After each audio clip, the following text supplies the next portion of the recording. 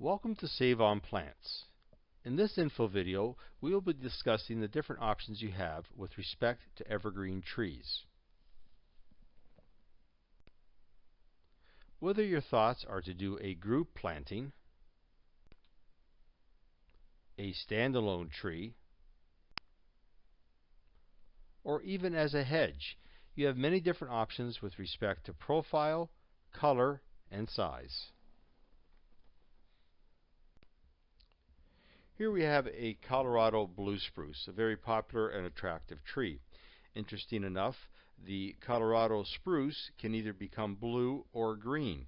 It's not known for sure until about age 3 or 4 which color they will go. So you may see the name Colorado spruce on a green tree. It is a Colorado spruce, just as much so as the Colorado blue spruce is. The nice thing about the Colorado blue spruce trees, they are pretty fast growing and they're very hardy. They can take drought, they can take strong wind conditions.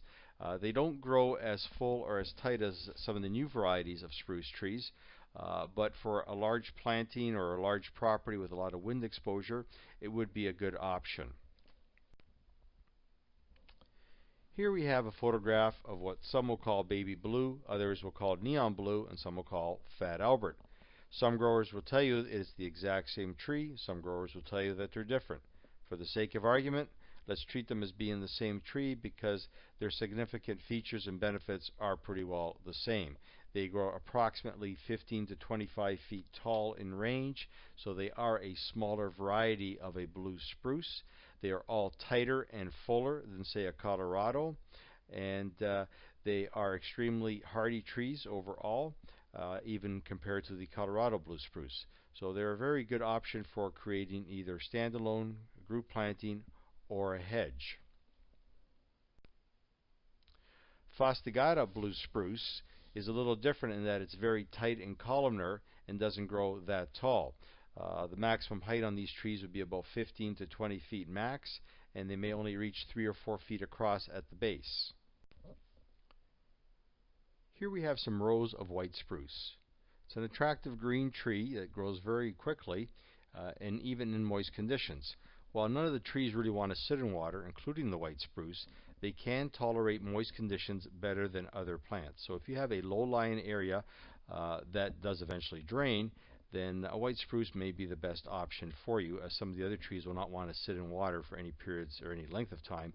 The white spruce can take it for a little bit longer, so they will do actually quite well in very moist areas, but it has to be an area that will drain after, say, several days if there is a heavy rain. They can't be sitting there long term in the water.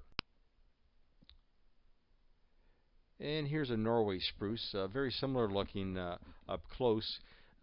With a white spruce, the difference being that the tips of the branches, what we call the candles, tend to be droopy on a Norway spruce, whereas on the white spruce they're very straight. But oftentimes side by side it is very difficult to tell the difference between the two of them. This is the Austrian Pine, probably the toughest of all the trees. Extremely drought tolerant and wind tolerant. So if you've got a wide open large area that you want to do a mass planting with, the Austrian Pine is definitely a good choice. We've got these in some small sizes which are excellent for doing, like I say, a mass planting or very long hedge of them. This way it doesn't get too expensive. They are pot grown, the sizes that we normally do carry with these.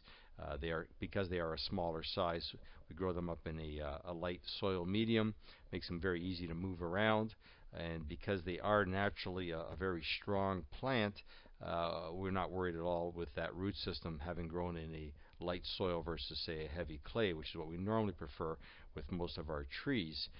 These ones here, like I say, are actually grown in the pot, and they do extremely well. Very high survival rate with the Austrian Pine.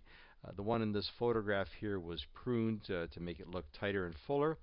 So you can use them as a specimen tree in the center of a flower bed or a front yard, etc. However, they will not look like this naturally unless you're willing to do the pruning.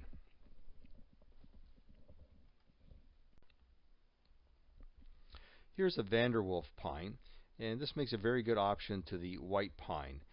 The white pine is very popular because it has a long, thin, soft needle. So does the Vanderwolf pine. In addition, the Vanderwolf pine has a variegated needle, has two colors in it. And for most people, they would find the Vanderwolf more attractive than the white pine. The benefit of the Vanderwolf pine over the white pine is that it is much more tolerant of wind. Not that it likes wind, it does prefer to be a little bit sheltered, but a white pine cannot tolerate the wind at all. And if you remember the cold winters we had in 14, 15, a few years back, the white pines, whenever you drove around, you could see them. If they're out in an open area, they were totally burnt from the wind. They could not tolerate that cold, windy winter that we had, whereas the Vanderwolf pines would stand up a little better. And like I said, they do have, in my opinion at least, a nicer look. Here is a close-up of that needle.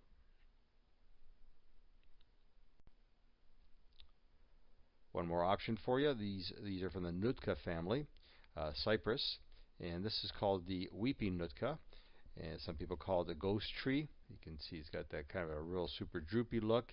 It's not a very full or wide tree, and often used as a specimen tree in the center of a front yard or a flower bed.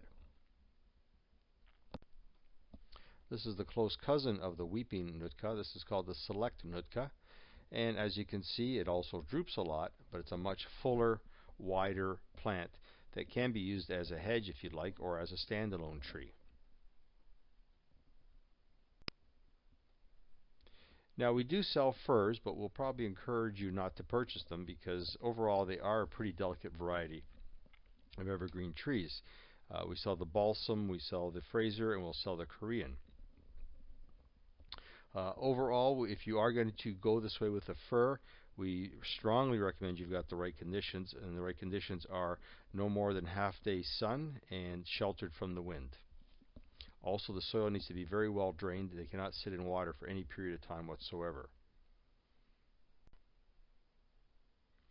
This is called a Naylor's Blue Leyland Cypress. Very fast-growing variety of tree. They call it blue, and there's a tinge of blue in it, but really it's more of a green tree than it is a blue one, despite the name. This can be used as a hedge or as a standalone tree. Great for privacy because it does grow so quickly. You can get 2, even up to 3 feet a year once the tree is established. They will grow very quickly.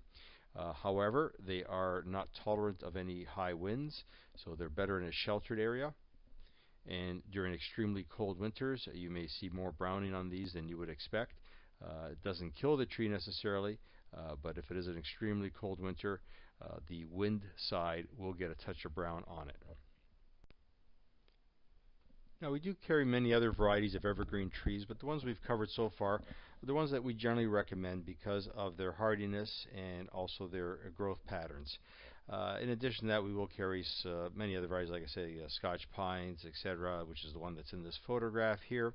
Regardless of which variety you end up deciding on, one thing you want to take into consideration is the size of the root ball.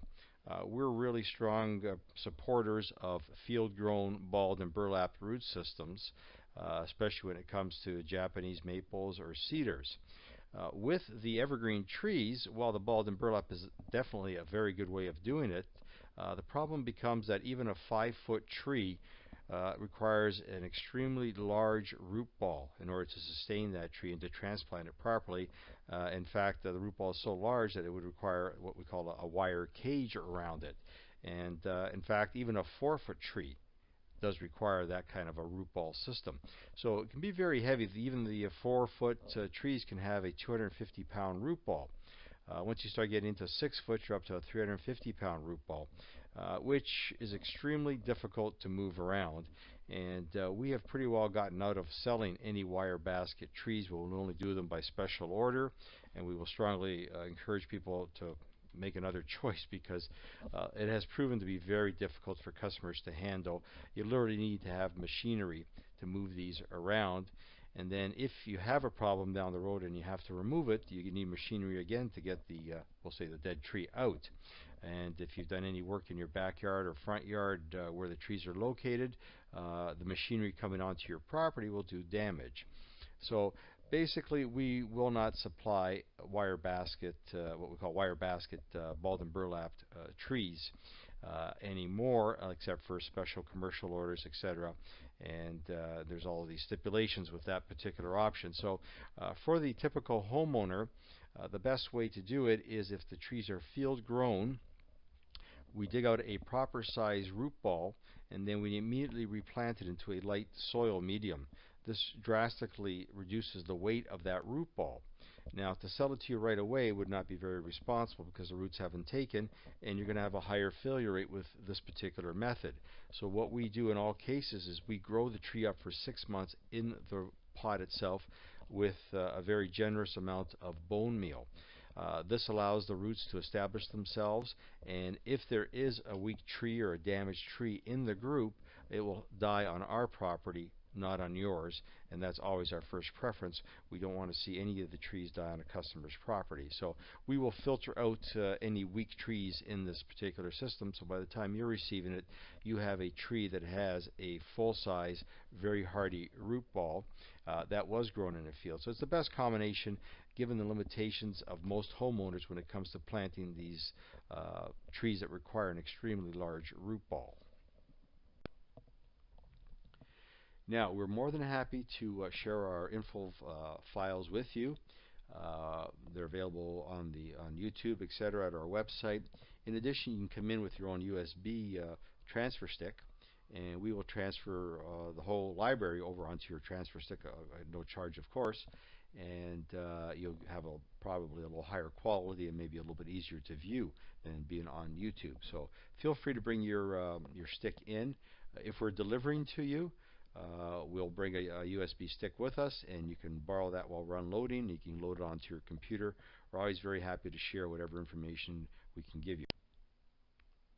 And from all of us at Save on Plants, we want to wish you a very happy gardening season. Thank you, and be sure to watch our other videos on planting and on watering. Thank you.